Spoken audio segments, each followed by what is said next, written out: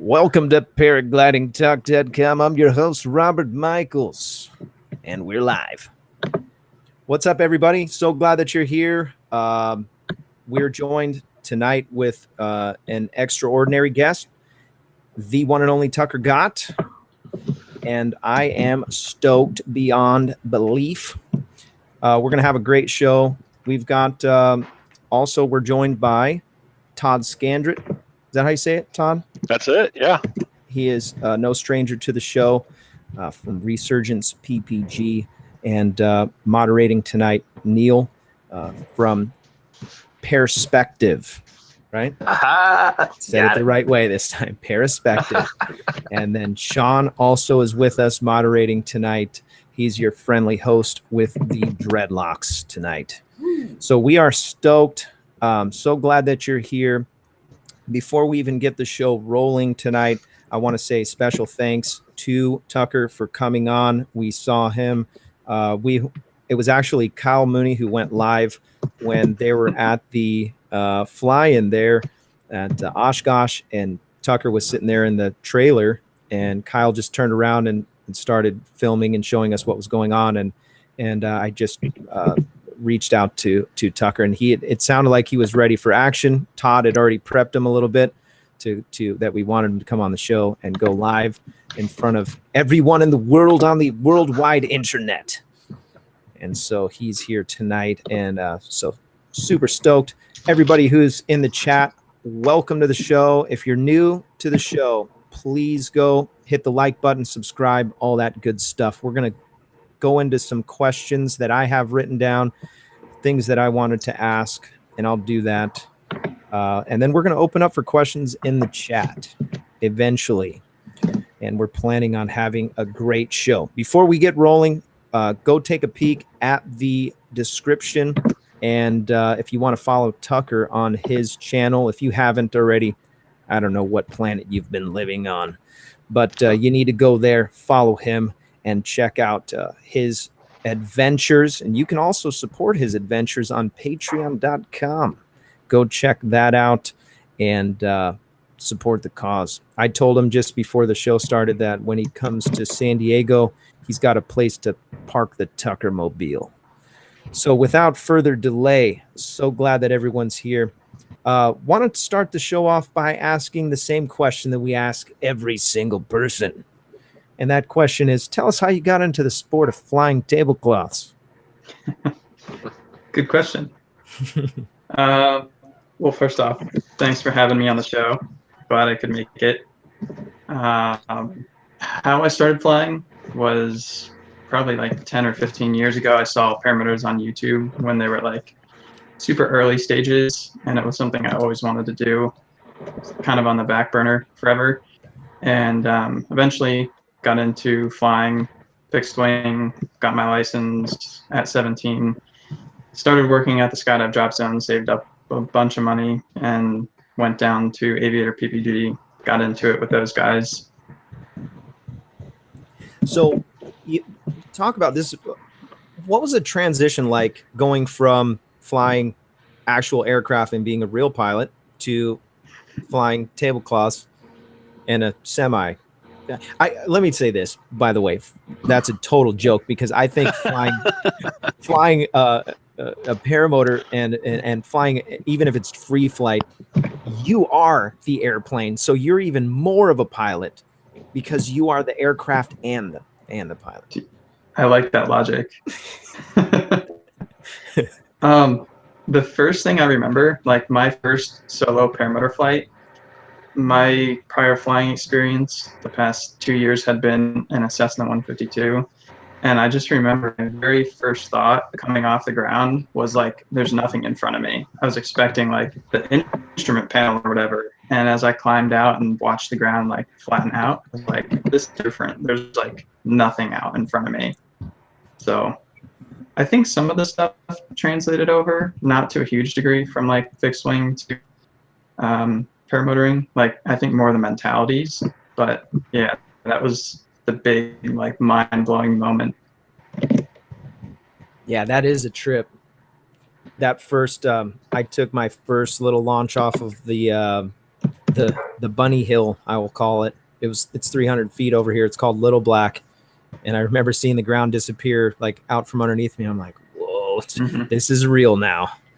Right. Yeah. So what do you, as far as I mean, there's a lot of weather aspects involved when you're getting your pilot's license. Did you ever get your what do you call it, VFR?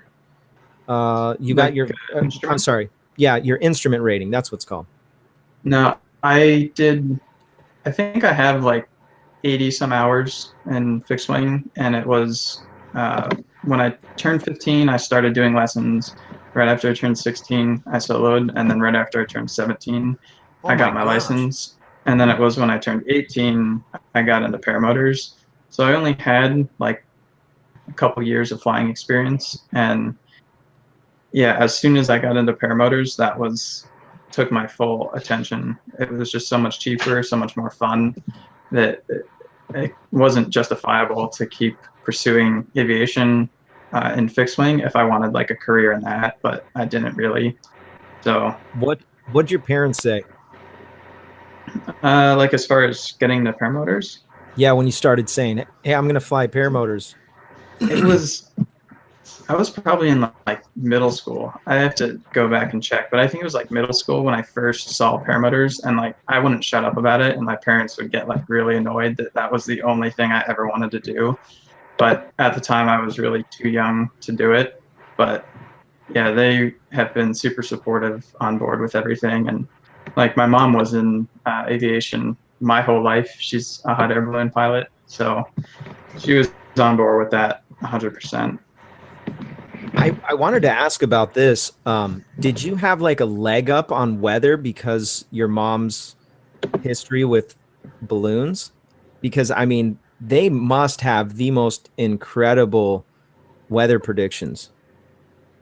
Yeah, for sure. I think in this environment, like I've been paying attention to the weather in this local area for so long that you don't almost even need to look at a forecast. It's just you kind of can tell. But when I left this area, it was kind of like territory. Right. You kind of broke up there a little bit. You're so that's another one of my questions. What websites or apps do you use when you're, let's say you're in a different neighborhood? Oh, by the way, you were flying in Arizona, and you were flying over like my old stomping grounds. Oh, really? I got a real kick out of that video. That was super cool. Which one? Where was that at? When you went to Arizona, when you were flying in, like I grew up in Phoenix, but then we moved to Mesa. And so you were flying around the, I don't know what mountain range that is, but you were flying around the stack looking mountain range. Yeah, the Superstitions. Yeah, so you're just north. I'm sorry, you were just east of Mesa and like Ahwatukee, or not Ahwatukee, Apache Junction. And so I shouldn't say this, but anyways, that's where we used to go out and party when we weren't old enough to drink yet, so we would have to go to the desert. That's what you do when you're a hoodlum. That's awesome. But anyways, yeah, you were flying around a couple in that area, and I was like, oh my gosh, I know right where that's at. So my question was, what websites do you use when you're out of town and you're checking weather? Because a lot of times you're by yourself. Yeah. As far as goes, like I use Windy, just generally Weather Channel, and then what's it called? It's an app called AVIA Weather. It just gets you like the local METARs and stuff. And then Avair, it's basically like ForeFlight, but on Android for free. I use that a lot for like airports and sectional stuff. Oh, nice. Nice. What is that, AVI? I need to write that down. The what's it called? AVIA Weather. It basically like pulls up stations near you and gives you like METARs and tasks and stuff. Love it. Mark Honeycutt had a question on the chat. Tucker, what is the youngest age for getting into paragliding? that you would think of? I don't know. That's a good question. I feel like at least 16. Like it depends a lot on physical ability, obviously, but I think flying is different. Like you can teach a little kid to ride a dirt bike, and it'll probably be fine because I mean it's a dirt bike. But like flying, I think is a whole three-dimensional element that takes a lot more like brain power. So I feel like I don't know, 16. There's is a kid decent that's age. like 10 years old that's flying free flight. Yeah, see, I think that's super awesome, but I would only feel comfortable like putting my kid up in like a situation where he's the only one in the air and like there's an instructor or myself like watching him. Right. Yeah, that kid. So the other reason why I don't want kids to be flying is because I got 4 kids and they're all gonna want these custom wings. Right. You know how What's much the that wings stuff. even? Yeah, that's gonna cost a fortune. I know Taven's Absolutely. watching. You're gonna have to wait, Taven. So, yeah, when I saw that video, you probably all saw the same video of that kid flying. His dad's like helping him to kite, and he actually did pretty good. He's like spot landing, on like a little block. I don't know if you guys saw that. He's like ridge soaring this little thing. And anyways, I don't want to put it up because they'll probably copyright my video. They copyrighted my a whole bunch of my videos all at once, and it was like for music and other videos. I'm like, dang it! Thought I could get away with That's it. the worst. Yeah, like right after you post it and you get dinged right away, and then you have to redo it. Yeah, you know my pain. By the way, have you got? Have you had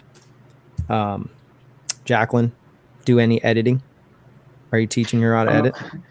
Dude, I was actually just teaching her today, and we've talked about this because like I feel like it would be so much more efficient if someone else could edit, but at the same time it's like it's a personal style kind of thing. Oh yeah. So if I like, she would be the perfect fit if I could like pass on the style and she could be a part of the team. Okay, now for the record, she does a really good job when she's filming. Yeah. It's impressive. Like she's no rookie. So if she edited maybe like 3 or 4 times, I'm just putting it out there. She'll appreciate more the like short clips, you know. Anyways, I'm getting off topic. Mm-hmm. Okay, now that you've been flying for a little while, where are you drawing your inspiration from? Like, who do you call for advice? Me. Todd. Simmer down, Todd. You stop that. Miss you, Todd. I miss you too, Tucker. I don't know, for advice. That's So- a good question. I mean, you're obviously going to draw some inspiration from like, okay, I'm going to go on, and I'm not going to step on one of my questions is talking about the next big adventure. Mhm. But where are you drawing your inspiration from? Like, you've got Jacqueline there. You're the base jumping thing. By the way, freaking epic, bro. And don't let Thanks, anybody dude. hate. I mean, I saw some comments and stuff. They're just, these guys are, they want to be on the ground and they're scared of life. Go hug a tree. That's fine. But when it comes to like, we're living life, bro. Life is short. Just Right. live it. You know what I mean? Yeah. That's it. It's like, anyways, that's my rant. Where are you pulling from? Where do you get your inspiration? As far as inspiration, I feel like it branches outside of the paramotor world, like looking at base jumping films and speed flying films. Like that's where I want to go next, is going into those sports and like watching. He was in one of my videos, Bridger. He lives in Utah. He speed flies. He's a madman. Yeah. He's got a 6-meter Rapidos now. Watching some of the stuff he's throwing in Utah is like, I just want to drive the van out there and like spend a couple months and like do that sort of thing. Yeah. 6 meter. It's Oh. insane. It's like a pillowcase. Yeah. So we actually had a couple guys on here, speed flying guys, and girls. If you go back to go on the website, paraglidingtalk.com, go back to a few episodes back. There was a girl named Jessica. That was a really good Jessica from Incredible Speed Pilot. And then following that, because I did, there was a video where I got to do infinite tumble on a tandem. Oh, yeah. I saw that one. You did see it. Okay. So it was super fun. Okay. And anyways, I got to talk to all those speed flying guys. And so we actually have another guy, Rich Kennedy's going to be coming on. He kind of runs Saboba. So if you do come to San Diego and you do come hang out, which this is a great area for speed flying. Saboba has an incredible instructing team there. And they're really reasonable too on price. And like you can camp there. You could totally park the Gottmobile there. I mean, it's like it would be dialed. And then anyways. Have you ever felt like you were completely out of control flying? Never completely. I mean, there's moments where you're like on that edge, but you still kind of got it. One of the worst was in trying to fly Corona Arch, launching out of that canyon. I was on new gear, a new motor, new throttle, opposite hand, trigger style, different wing. Like everything was completely different. And it was like 11 a.m. Everything was heating up and the wind was picking up, and I decided to go for it. But it was right on that switching point where it was dead calm all morning, and then there was a little bit of wind.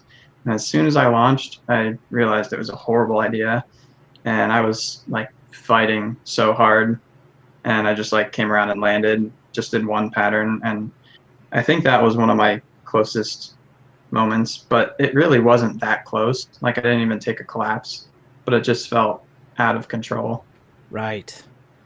Well, I mean, you won the Icarus race. Okay, so I'm sure at a good portion of that you were flying in conditions that were the equivalent of what happened there.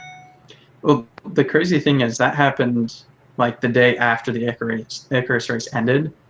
So I felt super current. Everything, like the whole Icarus race, there were some scary moments, but never had a single collapse. Felt totally fine. And I like said to myself, like, this is complacency. Like I just flew 1,200 miles and nothing bad happened. And I'm like, this is like, it's deceiving because I feel like everything is fine, but I know how dangerous a lot of situations could have been. And then I go launch in the freaking canyon and like have the worst experience of my flying career. I don't remember seeing that. Did you post that? Yeah, it was a short one. Was it a short one? Okay. Yeah, it was pretty gnarly. I'm trying to remember if I saw that one. Yeah, but there's been there's been a handful of times when I've been out. We took a shot at Palomar, and that's my big like viral video where I totally lost control. And at that point, I was really like super new and shouldn't have been flying in those conditions. And so I learned a lot from that. And it kind of like, it made me pump the brakes a little bit about what I was doing. And something that we say on the show a lot is that don't go flying midday. Don't try to go out there. I mean, literally what Tucker just said is he just got done winning the Icarus race, which is a massive race where you're flying during the day. You're flying in conditions that you would never fly in. Lands the very next day, was flying leisure and was totally spooked by a midday situation. Midday flying is no joke. Even for me, free flight, I rely completely on thermals to go around. That's my motor. And which, by the way, I want to segue and talk a little about one of my favorite videos was that you were in was from Aviator PPG, and you guys were flying in Paracosta, and you had some free flight stuff, and I was so stoked to see your launch was clean, all your form was really nice, and you even like busted like the spin where you grabbed your riser, spun around for a little bit, and up until that point, I hadn't seen any free flight stuff from you. So what did you think about free flight? Dude, it was awesome. At first, it felt so like not natural because I was like, there's trees under me and my motor's not on, like, but I'm getting lift. So at first, it took a little while to overcome that, and we had like 2 good sessions that were strong enough, not thermal lift, but just ridge lift. And the one I think you're talking about where I spun backwards, that was like so epic, just perfect winds. You didn't even have to think about it. You just stayed up. You could get altitude, you could drop down, and you could hear everything going on around you. It was so epic. Yeah, that's why I love free flight. Well, do you have any spots over there where you're at to do free flight? There's one off of a ski resort. It's not that big, but a couple times this summer so far, there's been paragliders that have done like a 50-mile cross country, and they land near where I'm at, and they come from like 50 miles away. Wow. So it's big enough to get up there. So they're not doing tows. They have a ridge or something, or a mountain or something. Yeah, they go off the ski resort. But I've always been impressed that, like, I've seen it in person when I've skied there, and it's not huge, but they hook some thermals and go for pretty good cross countries there. Yeah, that's rad. I don't think you can do it with the wings you have, so you'll have to get another wing. Yeah. So speed flying, that's news to me. That's pretty rad. I know I'm having a hard time to ask questions because I know everybody already knows all your stories, watched all your videos, all that stuff. So that's kind of cool. Talking about the transition, let me ask this question. Do you recommend any books for aspiring pilots? The PPG Bible for sure. That's one that I picked up early and read cover to cover, and it's just a lot of good knowledge. I don't know of many others than that. Do you know of any? Oh, yeah. Yeah, we've got a handful of them. By the way, Phil Russman is a regular on the show, and his picture is in the PPG Bible. He's got a bunch of information there, but that's my instructor. Nice. So, yeah, he was the first guy I called. So I'll tell you how it went down real quick. I saw your video for the first time. You went to 10,000. 15. Or 15,000. Yeah, that's what it was. You went to 15,000, and I was like, I saw that video. I'm like, wow, that kid's crazy. Okay, and then I didn't subscribe or nothing. I just clicked it, and then like the next day, another video popped up of yours, and I just saw this like close up of some coffee, and then you were like, you're standing there, and you're like, so I'm gonna go fly, and you go to the park, and you pull your stuff out, and it was just so crisp and clean, and the sound was so good and everything. I'm like, dude, I like this channel already. And you took off and started flying. I'm like, wait a second, this dude's flying like a butt fan. Look at this. And you just, you flew around the park and you came back, and I'm like, oh my gosh, I'm going to do that. And then before I know it, I'm like completely obsessed with how can I fly? And so then I called, I saw Phil Russman's number and gave him a call, his website for his gear. And so that's how I ended up meeting Russman. By the way, he comes on the show all the time. He's in Europe right now. Next week's show. Yeah. Oh, sorry. Yeah, I got a question for you. How do you feel about the fact that you've inspired probably thousands of people to get into the sport or flying in general? Like how do you cope with that? I don't know. It's crazy. Like, we just came back from Oshkosh, and normally I'm like at home or on the road or whatever, just doing my own thing. I'm in my own little world. I'm filming myself, posting these videos on YouTube, and it's like you see comments and you see numbers, and it doesn't really impact you that hard. But at events like Oshkosh, when I'm at the booth, it's like constantly just meeting new people, and a lot of them have a similar story that they were inspired to start flying, or they're going to in the future. and that like makes a huge impact to actually meet someone in person and like shake their hand and see that they are going to take up this sport. Yeah. Yeah, it is so rad. It's incredible. I've got a funny story about that. Yeah, if I can chime in. I was down at Aviator helping the Paradigm team as they were getting ready for the Sun and Fun fly-in back in April. And as we were working on gear and everything, you know, getting the lights on the motors and everything, one of the things that kept happening was people would find out that Tucker was in the area and they'd come show up at the airport. And it got to the point that we would actually have Tucker and Jacqueline, when we would see a car driving down the road towards the hangar, we tell Tucker and Jacqueline to go into Kyle's office and shut the door. And so these people would come in and they'd be like, hey, you know, we heard Tucker was in the area. And we're like, yeah, well, he stepped out right now. And, you know, we talked to him for a few minutes and show him around. And, you know, we try to be hospitable, but we knew that if we let them, you know, meet Tucker or see Jacqueline, they'd be there for an hour. Yeah. And, you know, Tucker is absolutely gracious and he will talk to you and he will, you know, he will share himself with you. And so it was kind of our way to protect him. And so once the people would walk out 10 minutes later, you know, we'd give the code word or something and Tucker and Jacqueline would come sneaking back out of the office and we'd get back to work. You have like 600,000, almost 700,000 subscribers. It's crazy. Yeah. By the way, go support his channel. Go subscribe. You can go in the link in the description and follow Tucker Gott go follow him on the Patreon. Hook him up with $1 or $2, man. His adventures are so fun. I get excited every time. I'll be at work and I'll be like, oh, sweet, another Tucker video. And there's always some kind of adventure aspect. They just did if you haven't seen, they did a van. They turned a van. What is it, like a Sprinter?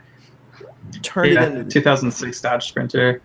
Yeah, dude. I mean, it's incredible. Anyways, I know you guys all know that stuff. I wrote this question down, and I know it's going to sound kind of corny, but have you thought about putting a book together? Oh, what sort of book? I don't know. Just I thought about it. I was like, do you recommend any books? And I was like, I wonder why it doesn't have a book like a Tucker Gott book. Because it seems like that's what ballers would do. I thought about that idea once, like right after the Icarus. Like I documented the whole thing, but there were a lot of minor details that were off camera. And I was like, I could write a book about this whole adventure and just like go into detail of all the points that I didn't bring to camera. Yeah. Because that could make a good thing. Bro, that could make some money. All right. This is cut to the chase. Stick it on Amazon. Stick it on Amazon. You got your readers. You got, I mean, there's all kinds of, yeah. Anyways, your Patreon supporter that donates the $10 gets a free one. Yeah. By the way, I know I told everybody that we were going to get those, the Gators. I need some help. Okay, so I saw this Lucas Gator, and so I was going to make the Gator that has paraglidingtalk.com. So instead of Lucas Oil, say paraglidingtalk.com. And dude, they're like $30. Even if I buy 50 of them, they're still $25 each, and I'm not going to spend that money. All right. So if you have any contacts, or anybody that you know that can help me with that, please comment or reach out to me, because I really want to make some stuff for everybody that watches the show and have some like giveaway shows or things that we can do. You know. Anyways, I thought that'd be cool. So let's talk about the next big adventure. What's coming next? What do you got? Let me ask it like this. What do you have on deck that you haven't been able to do, but you've been wanting to do for a long time? On the short list, we have Owensboro, Kentucky, I think, coming up with Paradigm in September.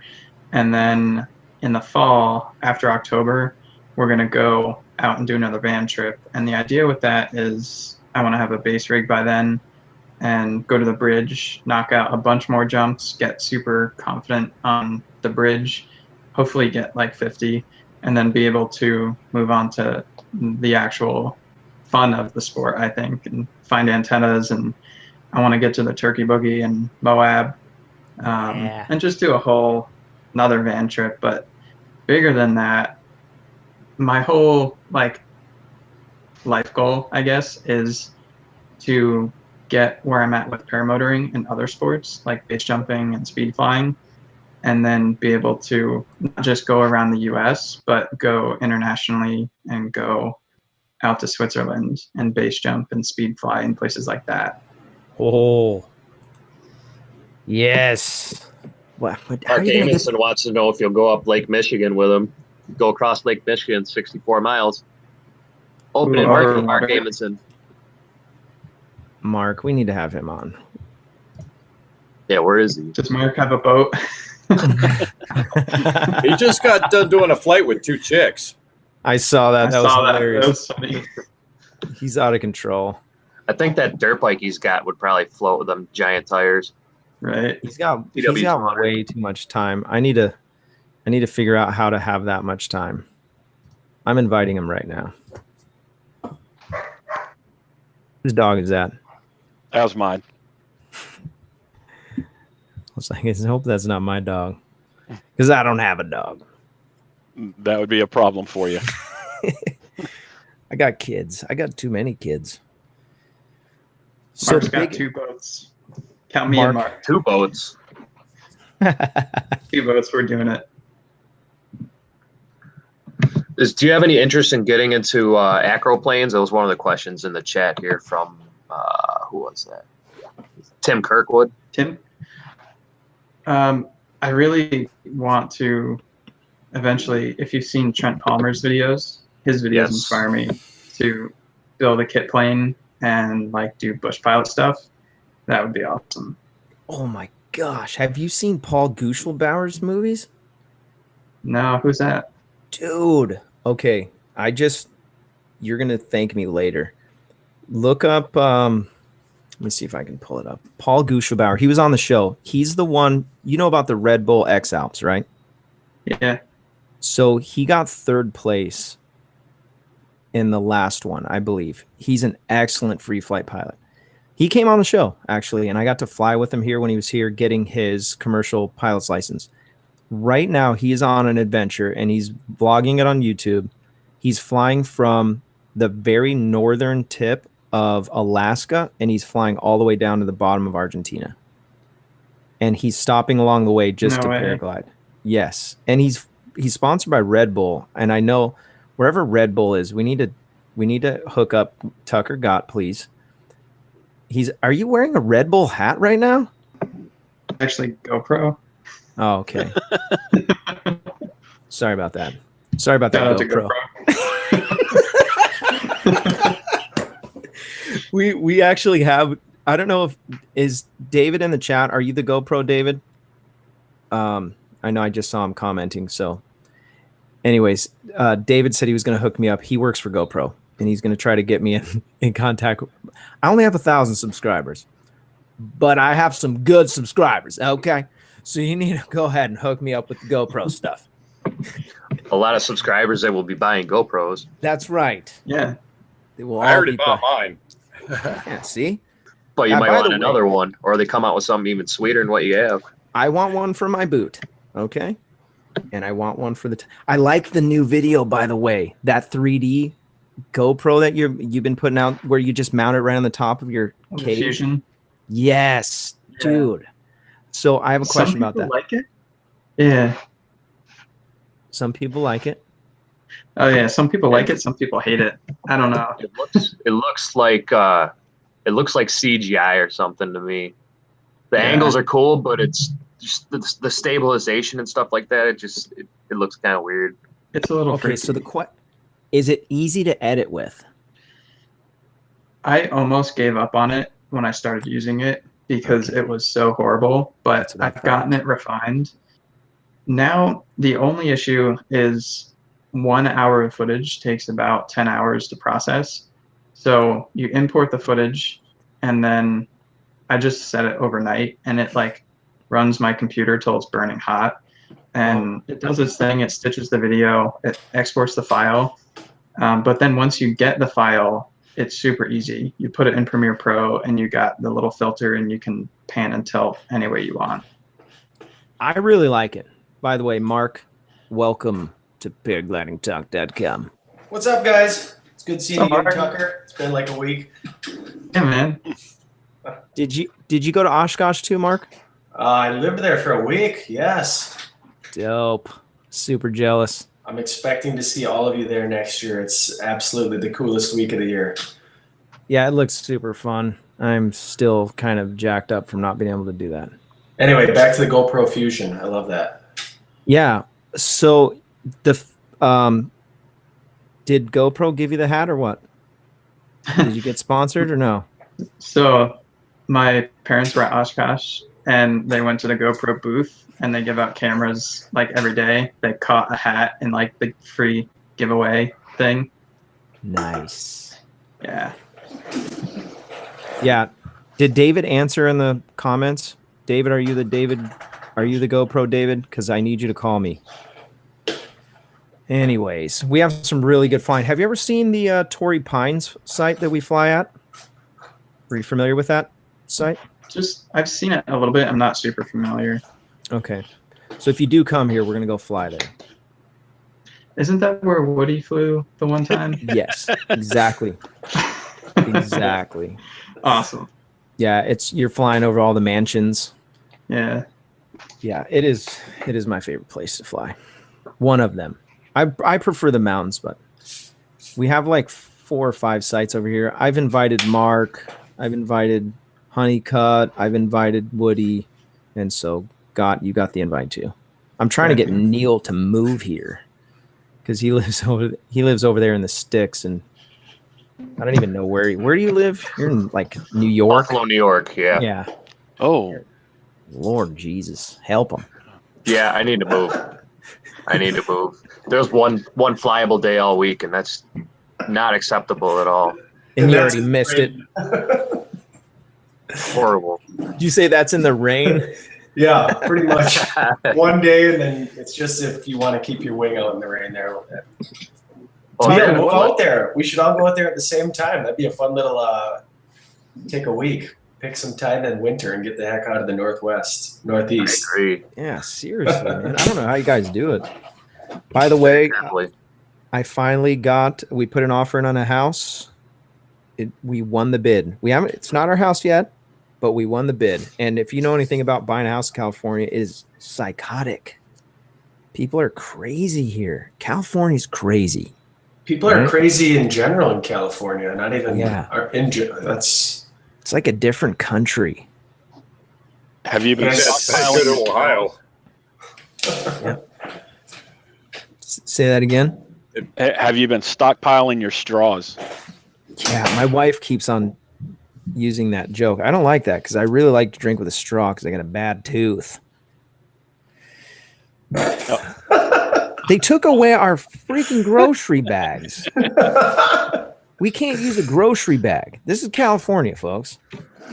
Did you see that thing where Starbucks was putting they're like the organic straws or something like that, but they were putting them in plastic packaging?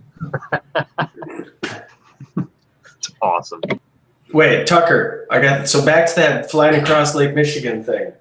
Yeah, man. So we got it lined up. We got 2 chase boats. We're going to fly. It's 64 miles across. It's directly north of military airspace by a couple miles.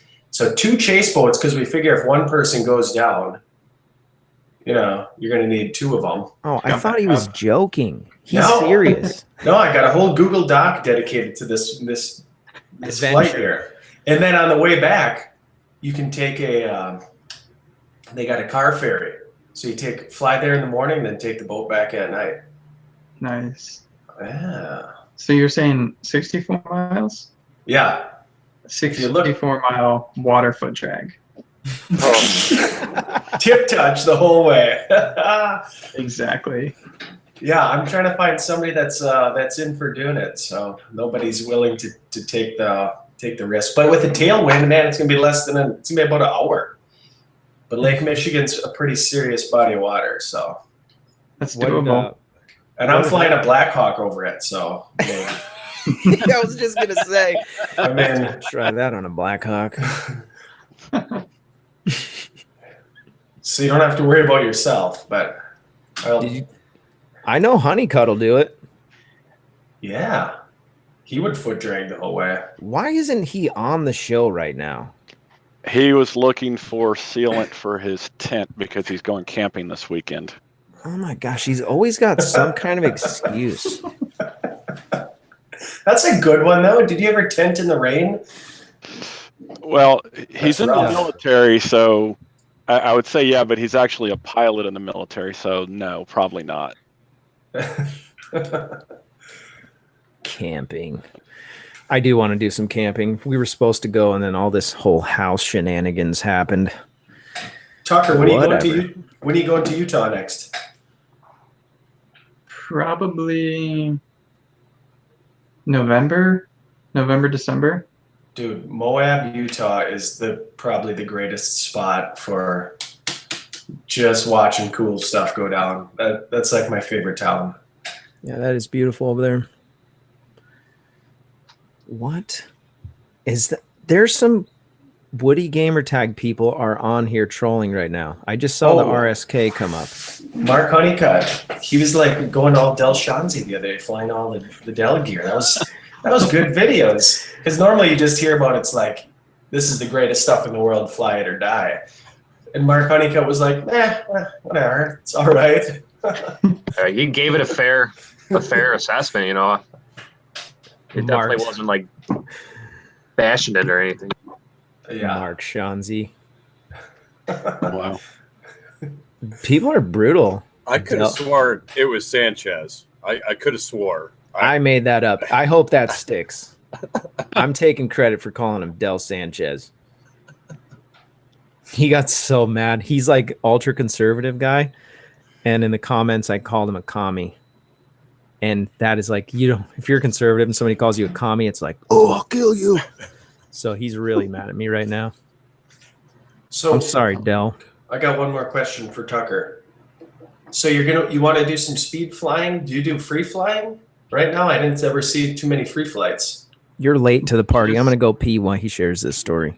Oh, Just a little bit. I'd like to do a lot more. I've done a little bit of dune soaring on some fat speeds in Oregon, and then some paragliding in Costa Rica, but not a whole lot. Oh yeah, that's right. Yeah, that would be fun to watch. That looks pretty fascinating. And the whole Idaho, you ever listen to the Cloudbase PP or Cloudbase? Who was the guest that was on here early on? Gavin McClurg. Yeah. Mm-hmm. That dude's got a pretty sweet podcast, but he talks all the time with the European flyers of the paragliding world. But apparently Sun Valley, Idaho is the place to be for doing some paragliding also. And Southern California, of course. Yeah. hey Tucker, are you going to be heading back down to Aviator around September?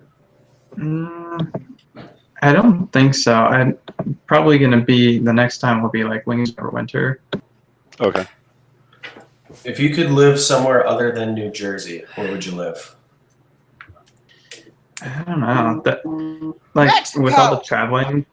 Yes. With all the traveling and everything, I've always been thinking, like, everywhere I go, like, could I live here? There's a lot of places I've considered, but I feel like New Jersey is not a bad place. Like, this might be the place I stay forever. But you have jug handles and you can't pump your own gas. Yeah, that's kind of a bummer. Oh no, New Jersey's like Oregon. You can't pump your own gas. Yeah, and it's the worst when you try to fill your Paramotor gas container. So every single time, like, you ask for 5 gallons because I put my oil in first, so it mixes, and it has to be exactly 5 gallons, and it trips every pump attendant out because they don't know how to do just 5 gallons. They're like, well, what? They're like looking at the price per gallon and like pulling out their phones to multiply by 5, but it's like, just look at the meter and stop at 5. So those are the trained professionals that are keeping you safe from any gas station mishaps. Exactly. Good So Lord. bad. One job, bro. One job. I made that mistake. I actually grabbed the pump and was going to pump my own gas, and the guy took it like personally offended. He's like, Oh yeah, I did the same thing. Yeah, Breaking Oregon, the law. bro. Yep, those tree huggers, man. They will take over. Yeah, Oregon. I didn't know it was like that in New Jersey. I think they're the only two. Dang it. I'm surprised they don't do it here in Cuckoo, California. Give them time. Give them time. Seriously. Well, they're like putting some whack taxes right now on fuel, and they're saying that it's going to go to roads, but I doubt it. I literally had to buy like an off-road vehicles for potholes. Like San Diego roads are the worst roads in the country. I got a quick story about pumping gas in Wisconsin. Somebody one time must have had beer left over from a half barrel, and they left it next to the gas pump. So you literally pulled up next to the gas pump, and there was a half barrel with whatever party cups were left over, and you could pour your own beer as you pumped your own gas. I'm just saying, I mean, they do things a little different here. Anthony Good D, places you're everywhere. late to the party. Anthony D just showed up and he said, "Okay, what's up, everybody? Just got here. Can you start over?" Okay, take it. We're Absolutely. late. Rewind. Anthony D, by the way, is one of my neighbors, and he is one of my Patreon supporters, and I am grateful. Super cool guy. Tucker, if you weren't flying at all, if there was no flying involved, what would your occupation be? Like, what was your interest other than aviation? So I actually started. I went to college for a year for electrical engineering, and that was what everyone said I should do after high school. And it took like 2 weeks to realize that was a decision. And it was the summer between high school and college is when I learned to fly aviator. So I went into college and quickly realized electrical engineering wasn't it. And in the back at home, I had my paramotor just sitting waiting to fly. And I had just gotten into it like in September. And then I started college, and it was like, I need to fly my paramotor. You That's were doing pretty all the drone stuff like first, right? Weren't you doing all your own quad drone racing and wiring and before paramotors? Yeah, a bunch of that stuff, and the whole fixed wing thing and everything too before paramotor stuff. I was actually secretly hoping that you were going to stream live from your room where you have all the airplanes hanging up in like the attic. You know, I tried and I couldn't get internet. You couldn't what? I couldn't get internet. Oh, dang it. Yeah. It's all right. So Tucker, is your income, well, trying not to get too personal, I guess, but is you pretty much professionally on YouTube and Patreon and all that? You're not working a regular 9 to 5? Yeah, so since last year, it's been like a year and a half, I quit the skydiving packing job and just committed full-time to YouTube. And it's been pretty good ever since. Everybody just got jealous. No, I was going to say, were they pissed when you quit?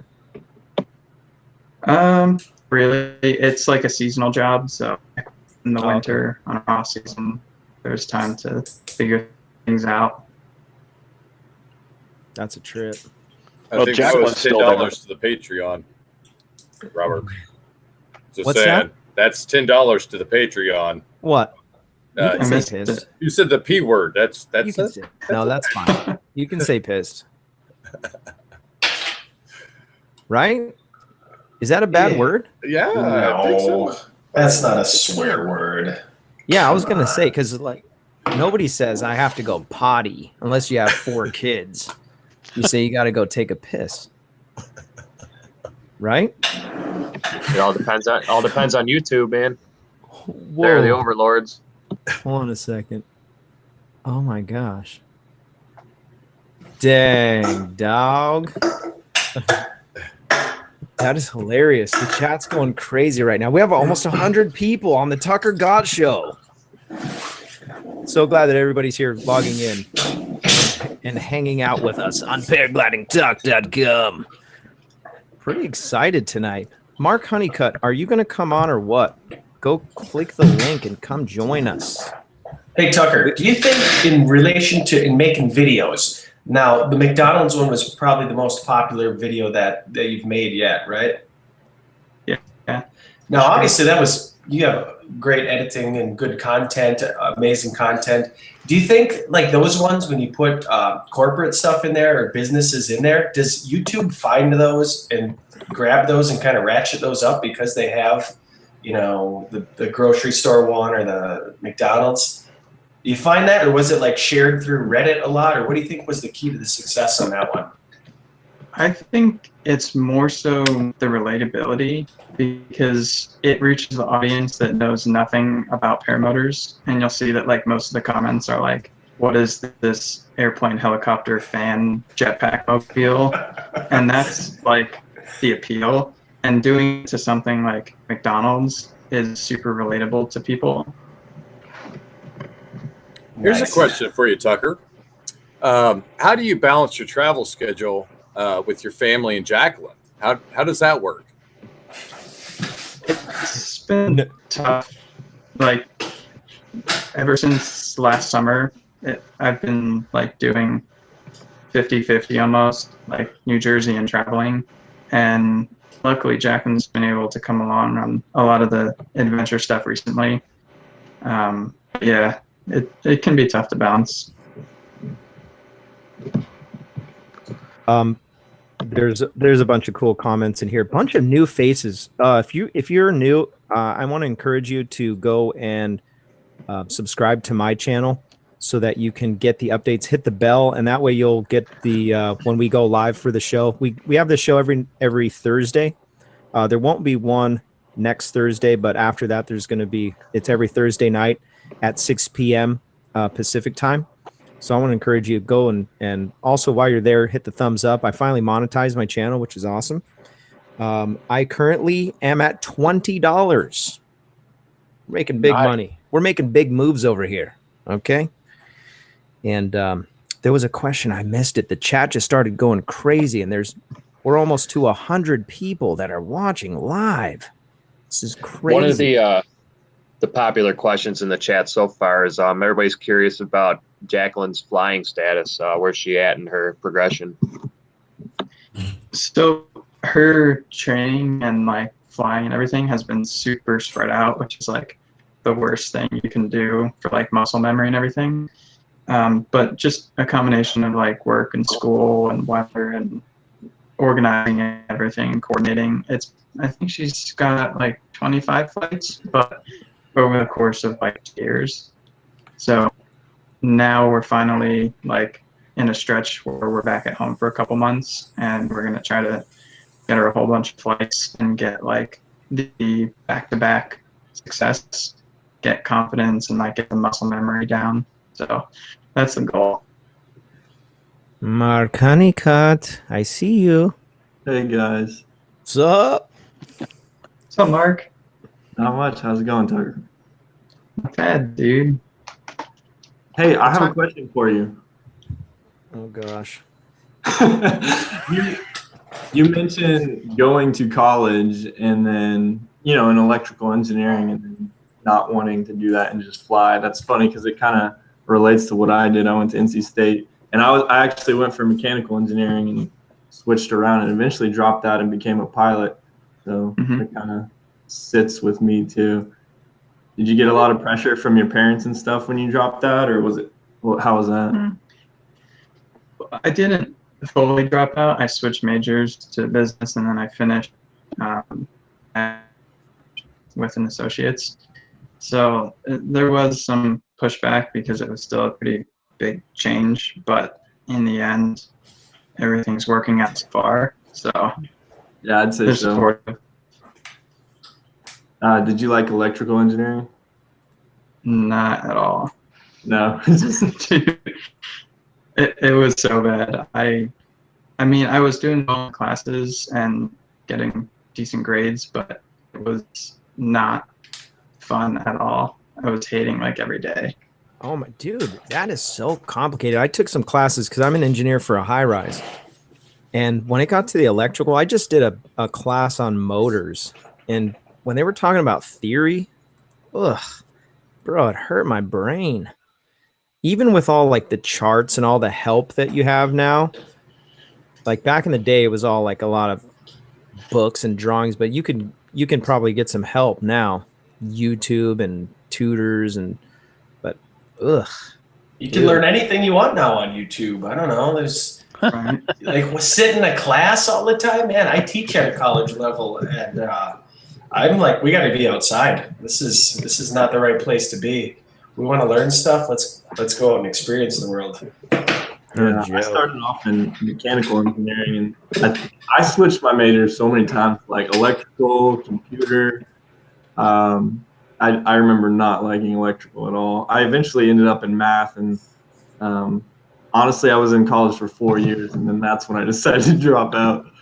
What? You did 4? Brutal. Yeah, I have over 100 credits, and I was like, no, I think I'd rather fly something. Did it transfer over? Did they, What do you mean? like when you went to piloting in the military? It didn't really do me any good. Really? Yeah, You would think that they would take some of that. Give you Maybe some it money. helped recommendation-wise, but not really. What have you been flying these days, by the way? What helicopter? The Black Hawk helicopter, same one. Oh, dope. Yeah. I never even knew what helicopter. I just heard you're a helicopter pilot. All the cool kids are flying Blackhawks nowadays. Blackhawks. We all started on Blackhawks. It's true. Mark Amundsen's the lone soldier still flying a Blackhawk. Mine still runs good. Yeah. There you go, Tucker. What is one of the lessons that you learned during the Icarus race, or the most valuable? It's a good one. That's a good question. As far as flying goes, I definitely learned a lot about decision making, because it pushed to an extreme of every decision has to be right. And I learned the very first day when I launched and hit a tree and broke my spars, and then tried to launch again and base planted, that like I knew it was going to be tough, but I immediately realized like every decision you make has to be right, and you have to slow down. The moment you like start to push something, it'll go wrong. And the Icarus race just like took that to an extreme, and it was just like dial everything back. And it's kind of like the what is the saying? Slow and steady wins the race. It's like that kind of thing.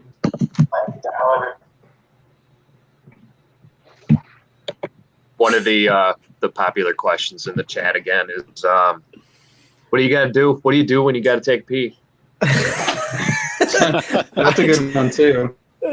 If The chat you is guys- so funny. if you tuned into the race, see, I've never had an issue with that. Like the flights were like 3 to 4 hours, and I could just hold it and like go to the gas station or whatever. But one of the guys actually ratted a tube out of his pants, and he was able to just let her flow while he was flying. Did you ever The just Kylo Glee. dehydrate yourself a little bit before you flew? Not on purpose. Sometimes when I go fly for a long time, I'll purposely not drink a lot of water or something. Yeah. Yeah, having like 3 coffees and a couple bottles of water would probably be a bad idea. Might be trapped up there. You must have had a lot of time, like, you shut the video off because you didn't have as much battery. But a lot of time when you're just flying and you're not filming and you're just getting to fly, probably that doesn't get to happen too much. When you're up in the air, how do you feel when you're up there? Like, what do you think about it? I know when I go up, I just look around, I go, I can't believe I'm actually up in a paramotor. This is crazy. But like, what goes through your head when you're flying with no video, when you don't have to talk to yourself and you're not thinking about, what to say? On the Icarus race specific, or just in general? Well, probably on the Icarus. I don't know. It looked like there was a lot of time when you just shut the cameras off. Yeah. I was worried it would be boring, but there was never a boring moment. It was constantly thinking about strategy and checking winds and altitudes and airspace and everything. And then at the same time, I was on the free ride, and it's not the most stable cross-country wing. So if there was any tiny bit of turbulence, like I had a sunrise flight and a sunset flight each day that was pretty smooth, but every single other moment, I had at least one hand on the tip steer, keeping it straight. So I was like occupied the entire time, and it was never like, I'm just going to sit here and ponder life kind of thing. It was like always something going on. So a non-Icarus flight, so when there's not a lot of active piloting and navigation going on, what's your pondering life things? Is it like, what am I doing for the future? What am I cooking for dinner? Did I forget Jacqueline's birthday? Like, what rocks out through your head? I think just in general, like how rad it is to be up in the air and flying and carving around things. That's like, I try to give myself one flight a week of not filming, or else it's just like, it's still fun to fly and film, but I'm sure you know it kind of takes away a little bit of being in the moment. So I try to do one flight a week that I just go out and don't even bring a camera. Do you still narrate your life and talk to yourself accidentally? Totally. I have. Here, I'm gonna lay my wing out. Wait, I don't know nobody's listening to me. Okay, good. Yeah. It's all where all the good content comes to. You're like, shoot, I wish I was recording. Yeah. Awesome, man. Yeah, I do it all the time, and I feel like such a dork. I'll be flying around. The GoPro had died already, and I'll be like, "Oh, you know what I was thinking the other day?" Yeah. One of the questions from 22 Sticks, he was wondering, are you a member of USPPA? I am. You are? Political. Coming with the political He questions. was thinking maybe get a little, he was asking if you get a little promo out of that, maybe. Not that it'd be required or anything, but it'd be one good way to kind of contribute to the sport, like get a lot of people into USPPA. I'm not a member, admittedly. Look who's in the chat. Eric. Eric came on. We're all in trouble now. Uh-oh. We're just hanging out. That's all we were doing, Eric. We're just talking. So Tucker, are you a PPG 1, 2, 3 instructor? No, he just got his tandem. Didn't you get your tandem, Tucker? I'm working on the ASC exam. I have a PPG. Hold on. You broke up. Say that again. I'm working on the ASC exemption right now. Okay. What's that?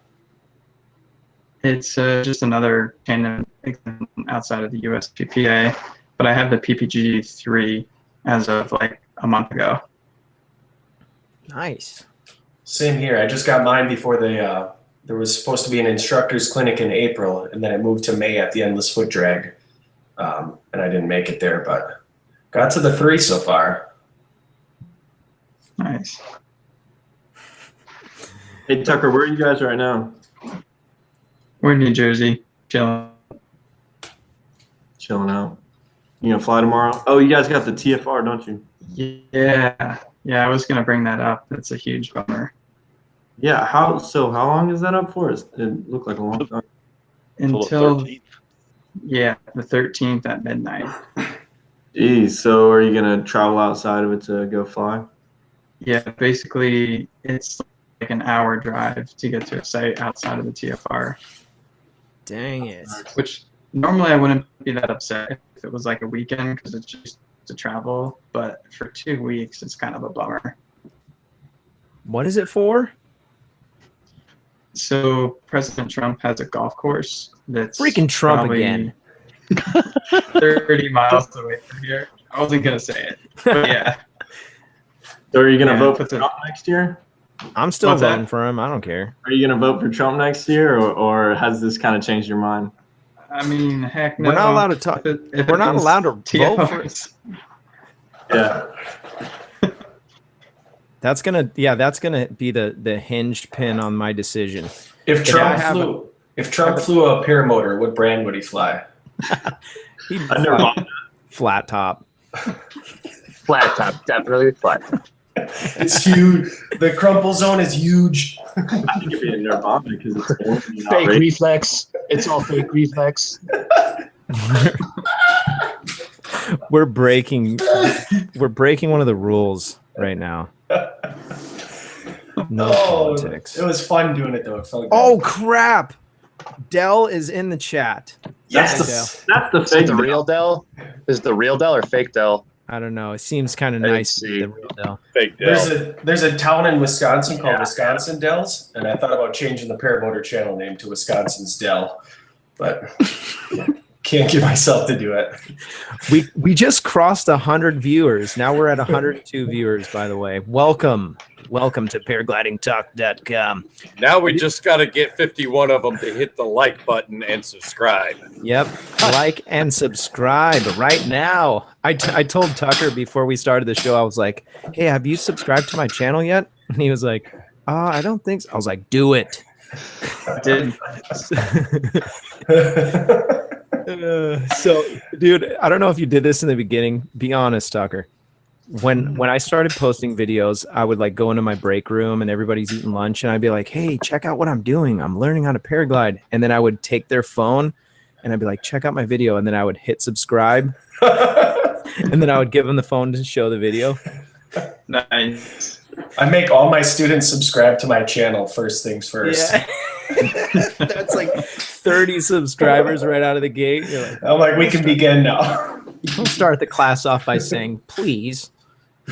Subscribe And then to they're my always channel. just like, "Oh, dude, check out this guy that flew to McDonald's. He's way cooler." And I'm like, "This is over." Every time. We have a couple teachers. Who else is a teacher? Brain damage. Wow. Maybe I need another teacher. Tucker, did you finish off all your new Glarus yet? I saw that you brought a case of new Glarus back. I haven't even got it. People really like that. I don't know what it is. I mean, it's a good beer, I guess, but you can only get it in Wisconsin. See, I don't really drink that often, like only special occasions. So I've got like that 24 pack now. It's gonna last a while. It's sitting out there in the warm garage. Yeah. I'll just put it in the van's fridge. Offer everyone anytime I see someone. They'll bring the rest of wings over winter. I still need to find out who that's from. What's that? Hey, Tucker, with your experience in seeing the sport kind of explode from what you've been doing, what do you see as the future of the sport now? As we've seen changes in motors, lightweight motors, that kind of thing. Where do you see the sport going from here on out? I feel like there's definitely been a lot of more like innovation recently, but the thing I'm waiting for is electric, which everyone always says. Like, I feel like we've been waiting on it for years, but one day when there's this magical breakthrough in battery technology, I feel like that's going to be the future of paramotors. I feel like if we got Elon Musk on board, he would blow it out. Yeah. See, I was going to say said if we could have kept Mark Honeycutt in college to get his electrical engineering degree, that might have happened. I think I was in engineering for one semester, and I was like, no.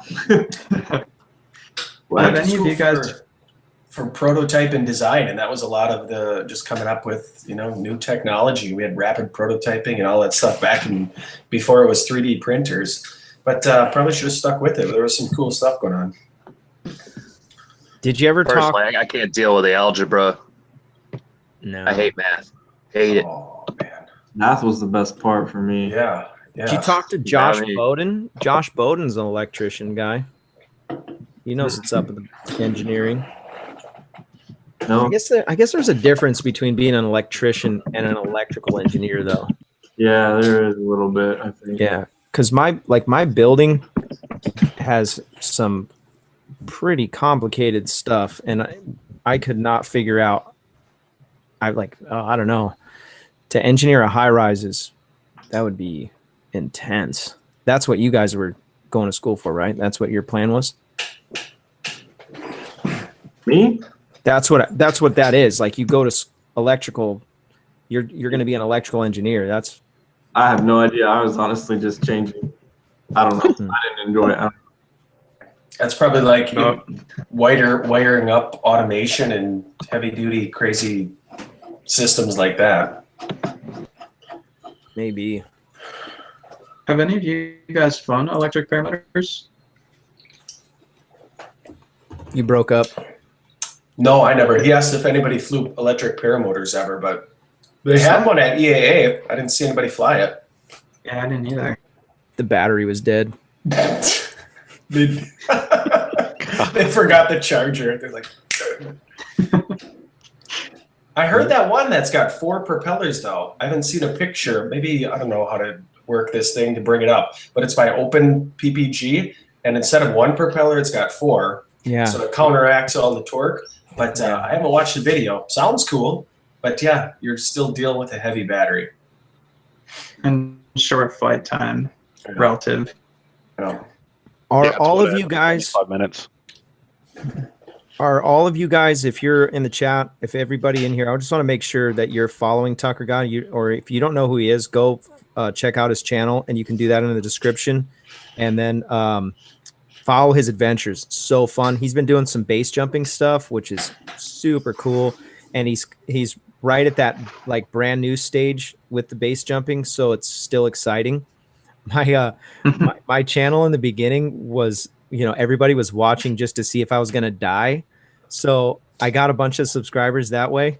And then lately I've been getting comments like, hey, I don't watch your channel anymore because you're getting boring, because you're not like doing stupid stuff anymore. I'm not screwing up and crashing in the bushes or getting hurt or anything. So anyways, you can follow Tucker now with this next adventure. And earlier in the show, if you weren't here, he's talking about doing some speed flying, which that is incredible. And I do want to do that too.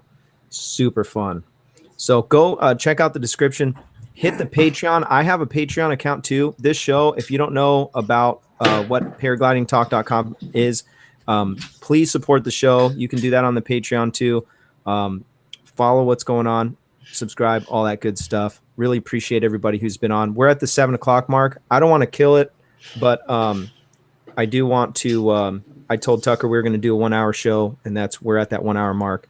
If you have any really pressing questions that you want to ask those now. If you're in the chat, or even if you're one of the moderators. So real quick, I got one. Bring it. Tucker, before paramotoring, like speed flying is pretty wild. Like speed flying seems 5 times crazier than paramotoring. But prior to flying paramotors, were you like the kid jumping mountain bikes off stuff and wiping out, or did you get the adrenaline junkiness after flying? I was never too crazy in anything. I mean, I've rode bicycles and crashed a couple of times, but I was never like trying to biggest ramp or anything. Did you ever have stitches? No. Okay. Never broke a bone. Really? I got a knock on wood or something. There you go. Knock on wood. All right, that was my question. I was asking my brother too for questions because he's watching also, but basically Icarus stuff. So same thing that you covered before. You say your brother? Yeah, he's watching too. I said, do you have any questions for Tucker? Because him and I fly together. And we're always talking about Tucker's latest videos. So how come he doesn't film any of his stuff? Because he has a younger brother that does. I don't know.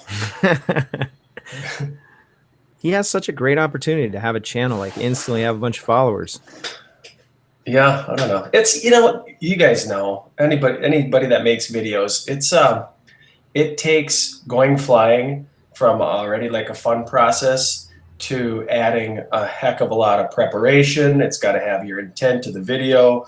Then you got to edit it. And then if you don't have a lot of followers, it's kind of just frustrating. I mean, I look at it as, I hope these videos are something when I'm an old man, I can watch with like my great grandkids and be like, great grandpa used to be a cool guy. Look at what great grandpa. So I try to take that approach to it. And if some people watch them, that's fun too. But yeah, that's always the way I look at it. Mark Amenson is going to be such a rad grandpa. Just go do it. Go Here's on. a question. Here's a question for Tucker. What is his favorite reserve to use and why? I saw that. I can't say I have a favorite. I mean, I've got one I fly with. It's a Gin Yeti 42, I think. And I've never used it, but that's what I got. Yeah, that's a whole different level right there. What's You your have to throw favorite that back. reserve to throw? Yeah. Did you guys catch that show we did with Brad Ganuccio? And somebody was like, "How many times have you been under reserve?" And he goes, like 8 or 9. 8 or 9 times. Yeah, I know guys that have been in the sport their whole life, like 10, 15 years, never thrown a reserve. I watched that show like 3 times. He was the guy that was like, celebrate throwing your reserve. That's a good thing. Yeah. Don't be ashamed of that. Celebrate that. He's like, get excited about it. Yeah, Like, it was no, cool. I don't want to do that. Tucker. Be a good dude to take an SIV with. That's exactly who I was considering going with, by the way. I really like that dude. Yeah, he's legit. If Mark Honeycutt and Del Shanzi got into a wrestling match, who would win? Are you serious? Yeah. I was trying to Trick pin him against question. Woody. Dell is Mark Honeycutt.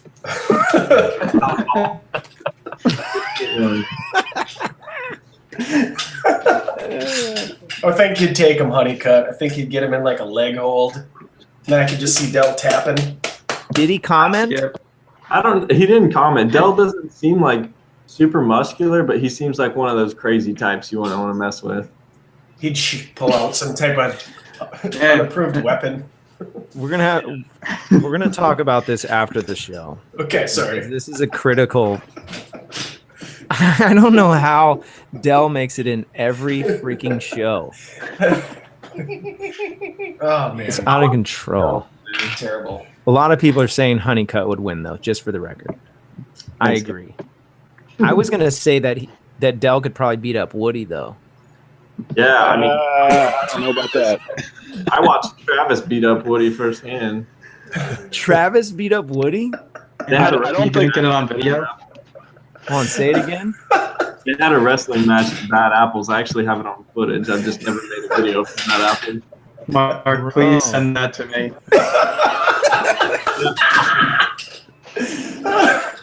This is way too good. Yeah, Somebody said- I don't remember it that Travis came out on top on that one. I think Travis. Yeah, Woody definitely took him out. I think Woody has some like training with like jujitsu and stuff, and all I saw was like Travis's legs like way up in the air. That was at Bad Apples? Yeah, I was at Bad Apples. Everyone was around the Aviator PPG RV, and some lady was taking a shot every time everyone else took a shot, and it was just getting kind of rowdy. And Woody was mad at Travis because Travis put an Aviator PPG sticker on Woody's car, his brand new truck, and Woody was so upset about it. What? Oh Yeah. my gosh. It's messed up. Woody was pouting all night long. Where is Woody, by the way? Is he recording his show or what? Yeah, he's Surprised doing he a hasn't- show. Surprised he hasn't come in here yet. I wish the footage I got of those two wrestling was better. It was kind of on the tail end and it was really dark, but it's still kind of funny. That's awesome. Yeah, I'd All pay right. to see that. So we'll have Del Sanchez versus Captain Kurt with the paramotor on their back. Whoever wins goes against Woody, and whoever wins that goes against Mark Honeycutt. I'm down. I would love to race like Del Shanzi or something. One time, I don't know if y'all ever saw the comments, he said something like, I'll bring $5,000. Whoever wins the race gets the money or something. I was like, okay, let's do it. And then he just couldn't like come to an agreement. I remember that. Dude, that's hilarious. This is all on the internet, folks. This is forever. You totally controlled that troll, Mark. You You did. need to get Del Shanzi on the show. All right, well, I'm going to break the live stream because this is getting out of control. Thank you, everyone, for coming. Thank you for supporting the show on the Patreon. Go support Tucker, his channel. go to the Patreon, support his page, and we're going to have a quick after show. Thank you, everyone, for supporting paraglidingtalk.com and the future of the show. We've got not next week. There'll be no show next week, but the following week, we're going to have Jeff Goen on the show. He, I believe, he wrote the PPG Bible. And so I think, yeah, so Russman's going to come on. That show is going to be incredible. So if you want to learn some stuff, you want to find out history about paragliding, those guys are probably the top dogs when it comes to paragliding, paramotoring. My wife is harassing me. Anyways, thank you guys for supporting the show, and thank you for being a part of it. And we'll pick it up not next week, but the following week. And then there's somebody else coming on that's going to be good. Oh, there's going to be a speed flying episode. Rich Kennedy's coming on. That's going to be a good show. He runs training speed flying at Saboba here in Southern California.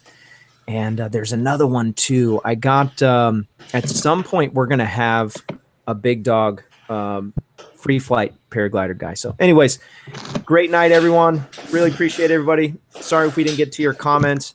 If you comment after this is done being live and you have a really pressing question that I didn't get to, ask it, and then I'll somehow get it to Tucker, and we'll talk to you guys later. Have fun. See you in there or on the air.